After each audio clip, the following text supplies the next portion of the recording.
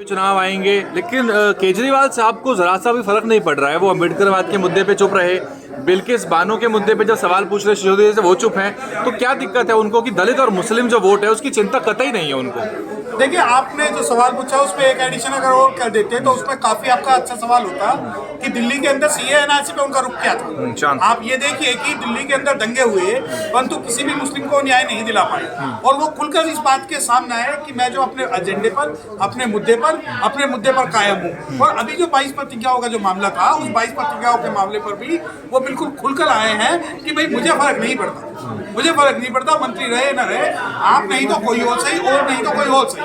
समाज का वोट जो है, मतलब उनको इस बात का डर नहीं सता रहा कि समाज का वोट नहीं मिलेगा, छिड़क जाएगा? नहीं, उन्हें इस बात का डर नहीं है। क्यों? क्योंकि उन्हें इस बात का डर नहीं है कि हमारे लोगों को विचारधारा से कोई लेना देना नहीं। अच्छा। वो साहब काशीराम को नहीं मानते।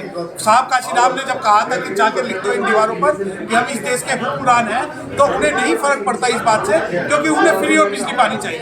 अब मैं आपको बताना चाहता हूँ कि ये केवल मैं आपके माध्यम से एक बात कहना चाहता हूँ कि 2024 में इलेक्शन है, और इलेक्शन से कुछ दिन पहले वो एससी कमीशन बना देंगे और ये कहेंगे कि आपके समाज की अगर कोई लड़ाई लड़ रहा है तो वो मैं लड़ रहा हूँ। जैसे कि वो बाबा साहब का फोटो लगा के बोलते हैं कि अगर इस भारत के अंदर कोई रियल अमेरिकाइट है तो वो है आम आदमी पार्टी और अरविंद केजरीवाल।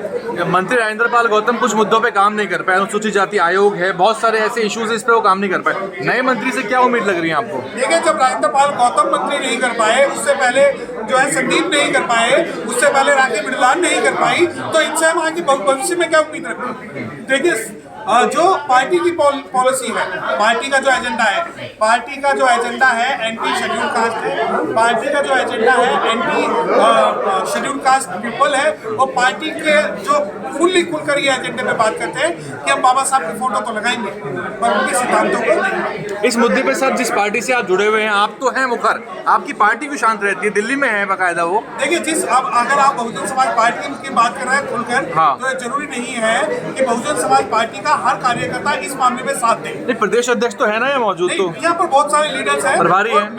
मैं भी इस वजह से इस लड़ाई को लड़ रहा हूँ, क्योंकि बाबा साहब डॉक्टर भीमराव अम्बेडकर साहब की जब भी बात होगी तो सबसे पहले बहुजन समाज पार्टी जो है वो सड़कों पर भी होगी, कोर्ट में भी होगी, न्याय के लिए भी होगी, और अपने लोगों के साथ रहेगी। आप मंत्री जी ने आपसे कहा था कि स्वागत है उनका बीएसपी में आना चाहे, तो इस बारे में कुछ बात हुई आपकी कभी? देखिए, मेरी इनसे व्यक्तिगत तौर पर कोई बात नहीं हुई, लेकिन हम ओपनली इनका आपके मंच के माध्यम से कह रहे हैं, अगर ये आना चाहेंगे तो बीएसपी में खुला इनका स्वागत है, और ये आए। ये नहीं बल्कि इनकी पूरी जो एससी विंग है आम आदमी पार्टी की, वो भी आए, लीगल विंग वो भी आए, और जो भी आज बाबा साहब की बात कर रहे हैं जिन्हें दुख हो, सभी जो है बहुजन समाज पार्टी का काम है। नगर निगम के चुनाव में आपको लग रहा है कुछ फर्क पड़ेगा सीटों का, क्योंकि पार्टी तो बहुत आश्वस्त है कि they will do it very better? No, party is satisfied that okay, we have purchased the vote of the scheduled caste community. We have given the nominal representative in the name of the minister.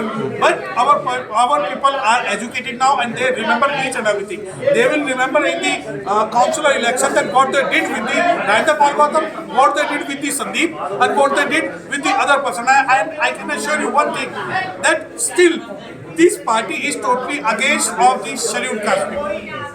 ठीक है sir.